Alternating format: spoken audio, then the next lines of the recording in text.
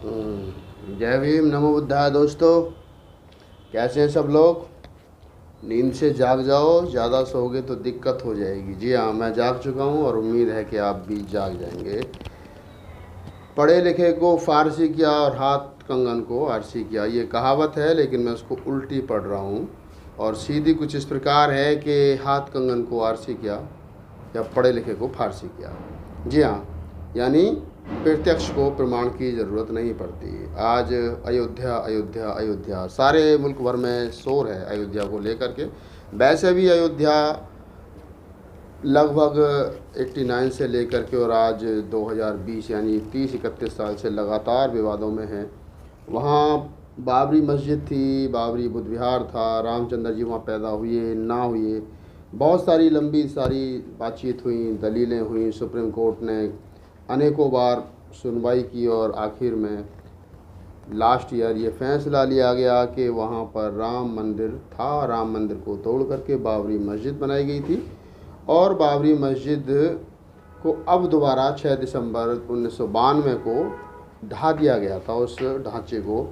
हालांकि उसमें जो ढाने वाले लोग थे उनमें से एक की रीढ़ की हड्डी टूट गई और वो आज भी बिस्तर पर है, उसकी कोई राजी खुशी लेने वाला नहीं है। 3 लोगों ने को ये रियलाइज़ हुआ कि उन्होंने गलत काम किया, तो उन्होंने इस्लाम कबूल कर लिया था, हिंदू धर्म को छोड़ दिया था। यानी आप समझ सकते हैं कि बाबरी मस्जिद को टूटने के बाद में या उस ढांचे को ढाने के बाद में किन किन हालातों से कार सेवक गुजरे। 6 दिसंबर 1992 का दिन हमारे लिए, समस्त देश के बौद्धों के लिए, अम्बेडकरवादियों के लिए दुख का दिन है। और वो सिर्फ इसलिए कि 6 दिसंबर को 1956 को बाबा साहब डॉक्टर बी आर अम्बेडकर, दलितों के मसीहा, हमको छोड़ करके चले गए थे। तो हमारे लिए वो दिन जो है काले अक्षरों में लिखा गया। लेकिन उसी दिन को हिंदू संगठनों ने चुन करके बाबरी मस्जिद को ढा दिया और हमारी उस ब्लैक डे को, काले दिन को, उन्होंने उत्साहकार दिन जो है वो बना लिया। खैर, ये दिन उन्होंने शायद इसीलिए चुना था कि डॉक्टर अम्बेडकर आज के दिन एक्सपायर हुए थे, तो आइए हम उसको खुशी का दिन मना लें। लेकिन हम कहते हैं कि बाबरी मस्जिद की शहादत और बाबा साहब डॉक्टर अम्बेडकर का परिनिर्वाण दिवस। लेकिन इससे परे भी कुछ एक बातें हैं जिन पर चर्चा होनी चाहिए। बुद्ध काल में ये कहा गया कि सम्राट अशोक ने 84,000 जो स्तूप बनवाए थे और उन स्तूपों में एक स्तूपा जो था वो बाबरी बुद्ध विहार भी था। वहाँ बाबरी नाम का एक बौद्ध भिक्षु रहता था और बौद्ध भिक्षु के नाम पर ही उस बौद्ध विहार का निर्माण कराया गया था, जो बाबरी मस्जिद जिसको बाद में कहा गया, लेकिन वो बाबरी सही मायने में बाबरी बुद्ध विहार था। जब ये मामला सुप्रीम कोर्ट में चल रहा था तो बौद्धों ने भी अपनी तरफ से ये एक रेट डाली थी कि एक अपील की थी सुप्रीम कोर्ट में, माननीय सर्वोच्च न्यायालय में, कि ये बाबरी बुद्ध विहार है और इस हमें भी यहाँ पर हमारा जो है वो बुद्ध विहार के लिए जगह मिलनी चाहिए और यहाँ बुद्ध विहार ही बनना चाहिए।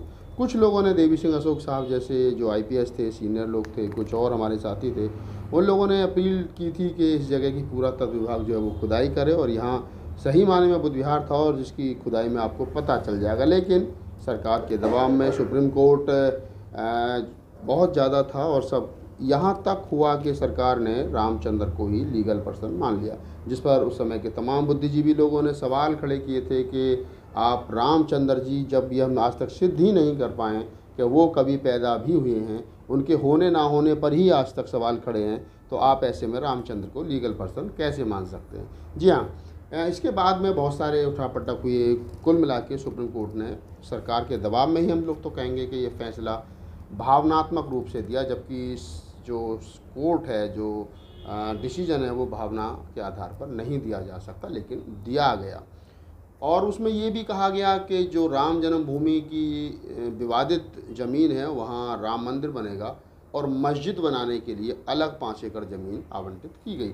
तो ये भी कहीं ना कहीं मान लिया जाना चाहिए हम तमाम प्रबुद्ध लोगों को कि सुप्रीम कोर्ट इस बात को मानता है कि वहाँ बाबरी मस्जिद या मुसलमानों से संबंधित भी कुछ ना कुछ ज़रूर रहा था, और अगर नहीं था तो फिर 5 एकड़ ज़मीन अलग देने की ज़रूरत क्या थी। और अगर दी गई है तो फिर ये स्वीकार कर लेना चाहिए कि वहाँ मुस्लिम समाज का भी कुछ ना कुछ ज़रूर था। लेकिन अगर खाली हाथ तो सुप्रीम कोर्ट से कोई लौटा तो वो था भारत का बौद्ध समाज। बौद्ध समाज ने अपील की कि यहाँ बौद्ध विहार था, बाबरी बौद्ध विहार था, तो बौद्धों के लिए भी और भगवान बुद्ध के टेम्पल के लिए यहाँ ज़मीन आवंटित की जाए। लेकिन यह कह करके वह अपील जो है खारिज कर दी माननीय सर्वोच्च न्यायालय ने कि हिंदुओं के मंदिर में बुद्ध की मूर्ति होना स्वाभाविक है, या बुद्ध के मंदिरों में हिंदू की मूर्ति होना स्वाभाविक है। अगर वहाँ बुद्ध की मूर्ति मिली भी है तो वो सिर्फ़ और सिर्फ जो है वो इसीलिए क्योंकि हिंदू धर्म के मानने वाले लोग बुद्ध को भी मानते हैं, इसलिए राम के मंदिर में उनकी मूर्ति लगी होगी।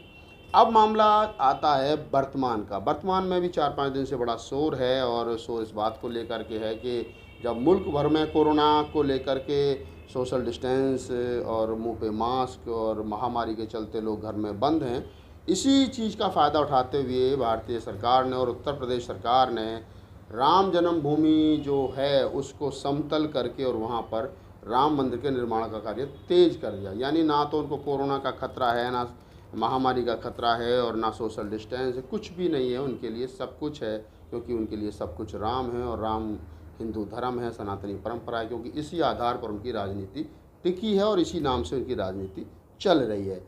अब वो स्थिति यह है कि जब खुदाई हुई तो खुदाई में वहाँ अशोक चक्र, धम्म चक्र निकले, अशोक की जो स्तूप हैं, बुद्ध के जो स्तूप के से संबंधित वहाँ पर बहुत सारी चीज़ें निकली हैं, अशोक की लाट निकली हैं, बुद्ध की मूर्ति निकली हैं, और तमाम बौद्ध धर्म से संबंधित वो सारी चीज़ें निकली हैं। तो ये दोबारा से बहस मुल्क भर में छिड़ गई है कि जब खुदाई में वहाँ बुद्ध से संबंधित चीज़ें निकल रही हैं और हिंदू धर्म का कोई भी उनसे संबंधित, हिंदू धर्म सनातनी परंपराओं से संबंधित कोई चीज़ नहीं निकल रही है, तो फिर क्यों ना इस पर दोबारा विचार किया जाए कि यहाँ बौद्ध विहार ही बनना चाहिए। यहाँ पर तमाम जो अवशेष हैं वो बुद्ध से संबंधित निकल रहे हैं। मुल्क भर का बौद्ध समाज रोष में है, बौद्ध भिक्षु, उनका तमाम संगठन और बौद्धों के तमाम संगठन इस बात को लेकर के चिंतित हैं कि जिस प्रकार पूर्व में अनेकों बौद्ध विहारों पर हिंदुओं ने कब्जा किया, चाहे भगवान बुद्ध के दंत मंदिर को पर कब्जा करके वहाँ जगन्नाथ का मंदिर बनाया गया, सोमनाथ, अनेकों ऐसे उदाहरण, ऐसे मंदिर आपको मिल जाएंगे आज भी, जहाँ भगवान बुद्ध के मंदिरों को तोड़ करके या उन पर ऐसे के ऐसे ही अपने देवताओं को रख करके वो वहाँ पर हिंदुओं ने कब्जा कर रखा है। तो ये चिंता पूर्व में भी थी और वर्तमान में अयोध्या को लेकर के एक नया विवाद छिड़ गया है। देखते हैं भविष्य में क्या होता है। सब चीज़ें भविष्य के गर्म में हैं। सुप्रीम कोर्ट में दोबारा से लोग रिट डालने की तैयारी कर रहे हैं। राजरत्न अम्बेडकर का अपना तथ्य है और तमाम बुद्धिजीवी लोग हैं वो भी तैयारी कर रहे हैं। सुप्रीम कोर्ट क्या इस पे स्टे देगा या अपने फैसले को बदलेगा, या का जो अपील की जाएगी उस अपील को खारिज कर दिया जाएगा, सब कुछ भविष्य के गर्म में है। लेकिन मैं एक बात चलते चलते अपने दर्शकों को ज़रूर बता देता हूँ और कह देता हूँ कि इस मुल्क में जब तक सत्ता आपकी नहीं होगी तब तक कुछ भी आपका नहीं होगा। एक मंदिर क्या, आप कुछ भी नहीं बचा सकते, अपना घर नहीं बचा सकते। अगर सब कुछ आपको बचाना है, अपनी संस्कृति बचानी है, अपना घर मकान दुकान अपना पैसा बचाना है, अपने संस्कार बचाने हैं, तो मुल्क में सरकार बहुजन समाज की बनानी होगी। तो ये संकल्प कीजिए कि हम लोग बहुजन समाज की सरकार बनाएंगे तो हमारी संस्कृति और हमारी सभ्यता बचेगी। अगर आपको ये मेरा वीडियो अच्छा लगा हो और आप भी मेरी तरह नींद से जाग गए हो तो बिल्कुल इसको लाइक कीजिए, शेयर कीजिए और मेरे चैनल को सब्सक्राइब कीजिए।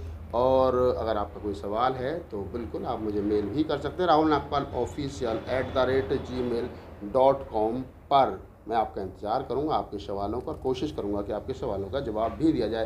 तो बस चलते चलते पुनः आपको जय भीम, नमो बुद्धाय, जय मूल।